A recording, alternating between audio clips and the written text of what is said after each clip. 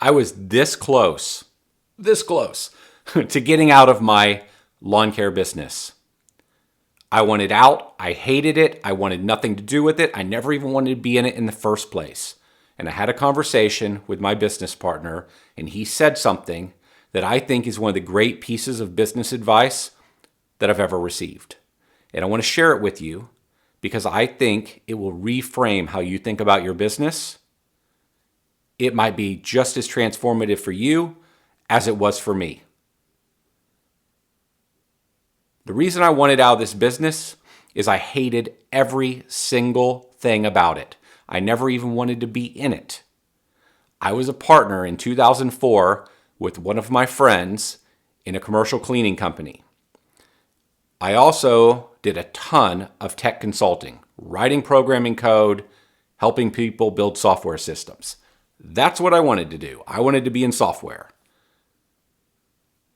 My business partner, actually I had a couple business partners, they were always starting other businesses. They owned a number of other businesses.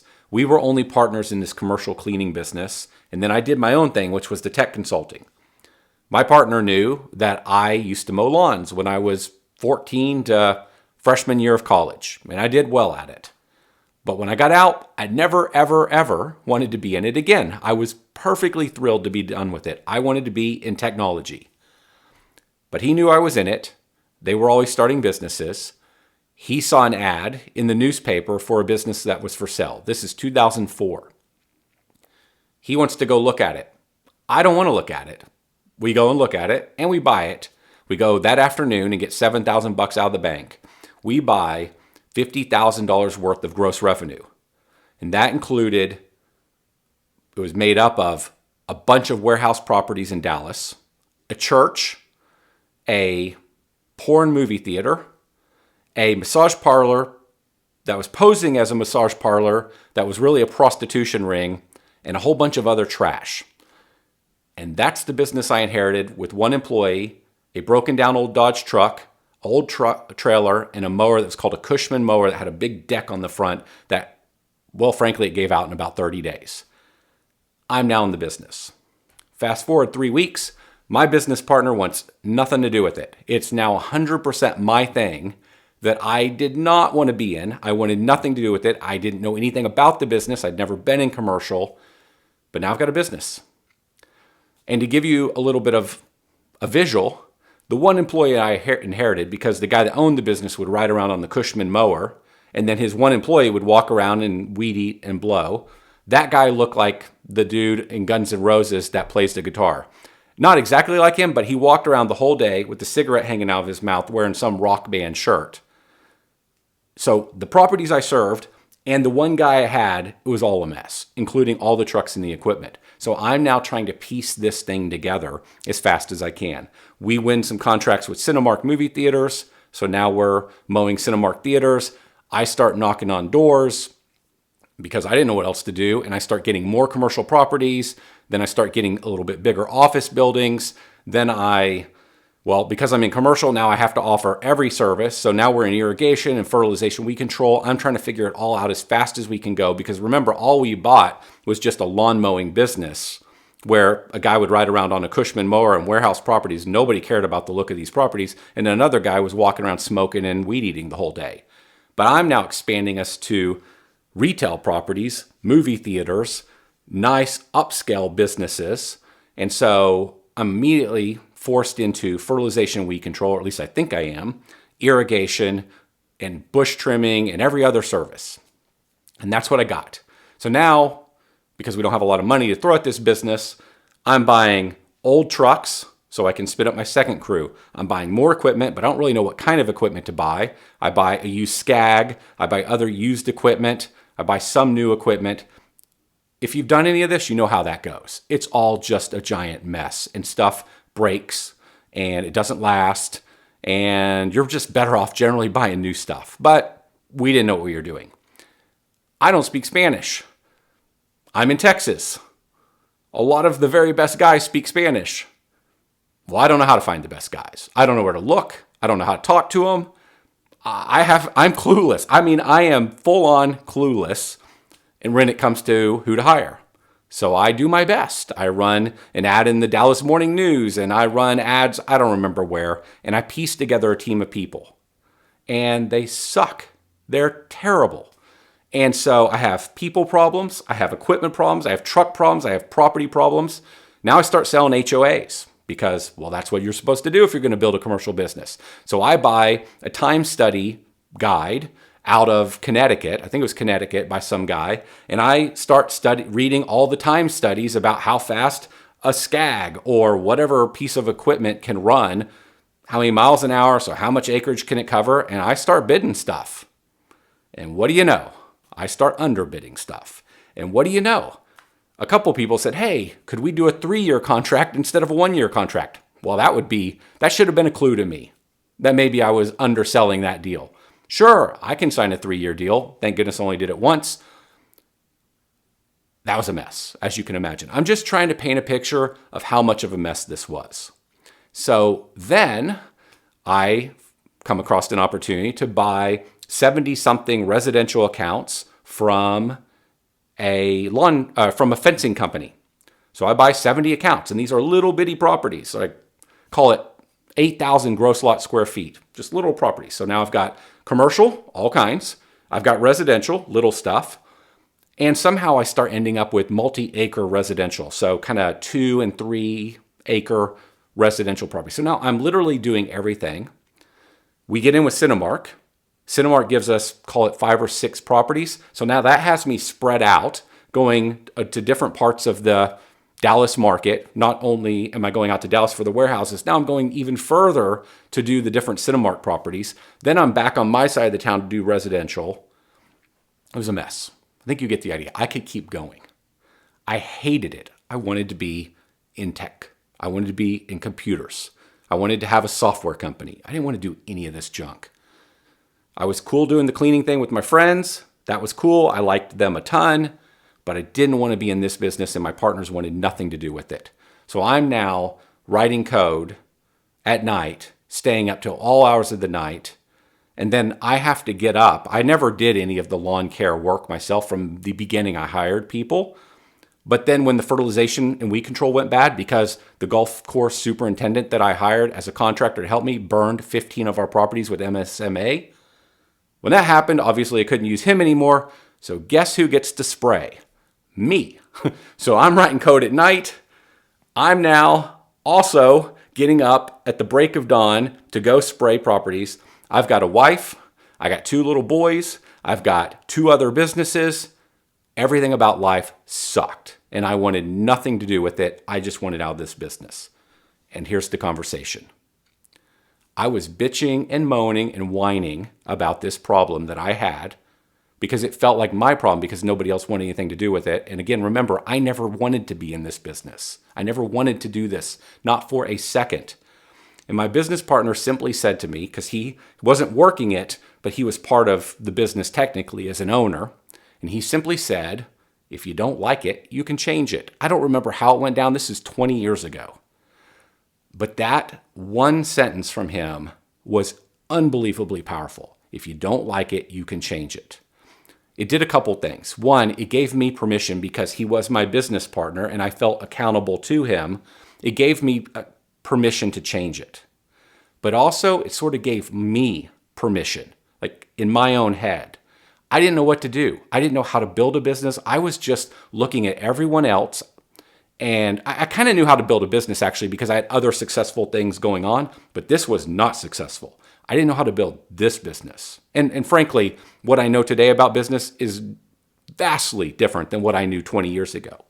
But that permission got me thinking. It's like, hey, you know what? This is my business. This is our business. We can make this thing any way we want it to be. The problem is, I didn't know what to do in the lawn care industry. I had no mentors. I didn't know anybody that owned a lawn care business. I'd never been to a conference. I didn't know anybody. So I didn't know what it should look like. I didn't know how to do it. I only knew what wasn't working. And so that statement gave me permission to think really hard about the business I had. And it also put this idea in my mind that, hey, the beauty of building a business is I get to build the business I want to build, the way I want to build the business. And so here's what happened. And then I'm going to tell you what happened, and then I'm going to tell you how you apply this to your business. So he says that to me. I feel like I now have permission from myself and from him to rethink the business. I literally sat down and I said, who are all the best clients? Of my 12 employees, who are my best employees?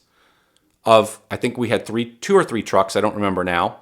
What's my best trucks? What's my best equipment? What's my best type of account? I went through the whole thing. And we took that business, or I did.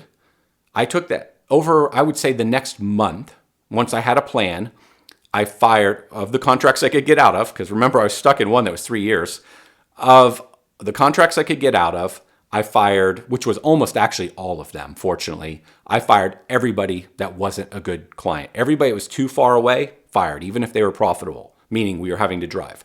Everyone where I wasn't making money, fired them. Of my 12 employees, I took it down to 3. One of the most important people that I've ever met in the green industry, in the lawn care industry, was a guy named Elder from Guatemala. One of my favorite people I've ever worked with. I worked for him for a long time. Elder one day was walking by my office, where we had an office and we were running this business. And he was walking by and he saw us out there unloading a truck. And he walks up and says, "Hey, I'm looking for work." Well, I didn't know how to find people, so I'm desperate. I'm like, "Can you work tomorrow?" So Elder joins our company. I don't know how many team members we had at the time, but let's just say we had 7 or 8. Elder, and this is the reason I deviated here, this is one of the really important lessons. Elder joined our team.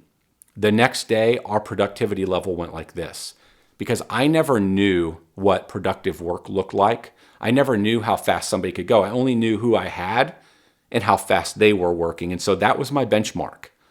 Elder had come from other lawn care companies, commercial companies that were big, and he knew how to work quickly.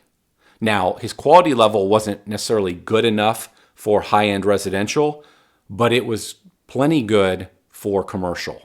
And it showed me how much faster someone could work. And very quickly, Elder would complain to me and say, "This person is slowing me down. I don't want him on my truck. I don't want him working with me." And I learned a ton about how to hire team members. And then I started paying Elder to help me find team members. And slowly I replaced my team members. So the point here is, I remember very clearly, whenever I went from 12 team members to 3, Elder was my foreman. I had Arturo and Mark. Those were my 3 people on a crew. Those 3 people were great, and they were fast, and they did good work, and they were so much better than the other 7 to 9 people that I let go. And the reason I deviated there is, if you're small and you've only hired a few people, you may not yet know what great work looks like. But that one little change right there, getting down to a crew of 3 individuals that were great, not only to deal with personally, but they were fast, they were good with the client, they didn't cause me any trouble. I remember I paid Elder $718 a week. He could take home the truck. If the alternator went out, he just changed the alternator. If something was wrong with the mower, he just fixed it. He didn't call me. I literally went from what felt like, it wasn't 50 hours a week, but it felt like I was working 50 hours a week on this business, to 4. I don't know what the real number was, but it was that dramatic, by getting rid of the wrong accounts that we weren't making money at, getting rid of the worst equipment, getting down to our one best truck, getting down to one great crew. And that experience right there changed my whole perspective on the business. Because my perspective previously was, the industry sucks, the business sucks, you can't make any money, there are no good employees. It was the same perspective that the majority of people 20 years later still have about the industry. My whole mindset transformed. We went from, and the numbers are going to be wrong, but it's directionally accurate. We went from, call it, almost $400,000 a year in revenue down to 220, I believe, in revenue with this one truck and one crew. And of that, and on that, and we were making about half of that in profit. So meaning, if that truck was generating 220, we were making 110 a year in profit on one truck. Again, there's probably some inaccuracies there, but it's very close. Now, that would not have held up over time because eventually you'd have to replace trucks and equipment. Eventually you'd have to replace some accounts. And so you'd have to reinvest and it would bring down your profits. But that's what the business looked like. And when it looked like that, and I'm spending, call it 4 hours a week on this business, it's making 100,000, just over 100,000 a year in profit. I start to say, well, this isn't half bad. What if I had 4 of these? If it was just me, I'm making over 400,000 bucks a year take home. 20 years ago, that's not what we ended up building, but I'm just like doing that math in my head and it's like, this is a pretty interesting business. And so then I start running the data and like thinking about different property types and different configurations for what I believe to be the ideal business. And I start to think, I think this business has real potential. And I believed it so much that around that time, I actually had 4 businesses because I ended up also in the healthcare software space. So there was a time where I had 4 things going. And because I believed ultimately in the business, the industry, I ended up building what became CityTurf. The business I've been telling you about was actually a different business that I don't normally talk about publicly simply because it's too complicated because I've done so many businesses over the years. So many. I don't even bother talking about most of them. And some were winners. Like there's some others I haven't talked about that went great, but a number of them were kind of nothing. And that one I've just told you about was what I would put in the kind of nothing class. But the 100 and something thousand a year it made in profit completely transformed the way I thought about the industry. So I would ask you, when you're beat down, which is possibly all the time, when you're worn out, which is possibly all the time, and you're frustrated, is it possible that if you were to think about your business in a different way, if you were to get kind of hardcore and you were to go through and say, this is a good client, this is a bad client gone. Same with employees. How might that change your world? And it's a very, very scary proposition that I don't know if I would have had the courage to do it, except 1, my business partner who I felt accountability to gave me permission. And 2, I had a fallback. I was doing tech consulting. That's really how I was making my money. That's how, because I had 2 kids and a wife. That's how we were living. Oh, and then I also was a partner in this other business. But my tech consulting is really where I made the money. Programming by the hour, basically. And I had a backup plan that you may not have. And that backup plan gave me the courage. But what happened is, as soon as I got the bad team members off the team, my whole life changed. It was so much better and so much easier. And as soon as I got the bad team members off the team, Elder, the person that I loved Elder, he was awesome. And he was now free. I gave him permission to decide who he wanted on his truck. So he's happier. He's now more productive. He's moving faster. My point is, getting the wrong people off the team wasn't just about making my life better. It made Elder's life better. It made Mark's life better. It made my other team members' lives better. So it made the whole company better. By getting rid of the troublesome clients or the properties that we weren't making money, so I'm always on them, like, we got to go as fast as we can here. Every minute you spend, we're frankly losing money. So you got to go as fast as you can to knock these properties out. Getting rid of that, where we're actually doing profitable work on getting rid of the strip club. There wasn't a strip club. It was like a porn video. It was a porn movie theater where there was just trash, like all kinds of like porn crap in the bushes every week, like firing that client. Like that made it better for everybody. I don't know why that example came to mind, but there's examples like that. And I can't think of a better one, a less crazy one, where your team is having to do properties that frankly suck. Like why do they hate them? They hate dealing with the client. They hate dealing with the property. There's something about it. Like getting all that stuff out of the business makes it better for everybody. So my question to you is, what are the things that if you were hardcore and you chopped them, people, bad equipment that got replaced, bad accounts, you're going to a market that's way far away just to do 1 or 2 properties. If you got rid of those, they would free up space in your brain. They would bring down your stress level. They would increase your energy level. They would make you feel more optimistic. And that version of you will go sell and market and grow the thing you've got. The pruning of the business and getting rid of the stuff that's killing you will make you a different person to go get the type of stuff, the type of work, and the type of people that you need. And I experienced that with this business, and I think it's one of the great business lessons I've ever learned. Now, having been in business for so long and having had lots of conversations like this, maybe telling this story to other people and then hearing their story or doing coaching, many, many other people say the exact same thing. By taking that very scary action of getting rid of something like a source of revenue that they depend on, or getting rid of a key employee that has a terrible attitude, and so you hang on to them for potentially years because you live in fear of losing the revenue or losing the key person. But as soon as that account or that person is out of the business, everybody is happier. And suddenly everything gets better. And then everything goes faster. I have heard this story over and over so many times, I believe it to be truth. I believe it to be the way you think about business. And that's why I wanted to tell you about the conversation. If you don't like it, you can change it. If you don't like it, you don't have to do it. This is your business. This is your life. You create the one you want. And I encourage you to find the courage to do it. It transformed my world. And I will tell you, I think that's a top 5 business lesson of my life. It was a game changer. I hope that helps you. If you're burned out, if you're exhausted, if you're not even sure if you want to stay in the business, watch this next video. I talk about burnout. It's common. And I don't want you to leave the business.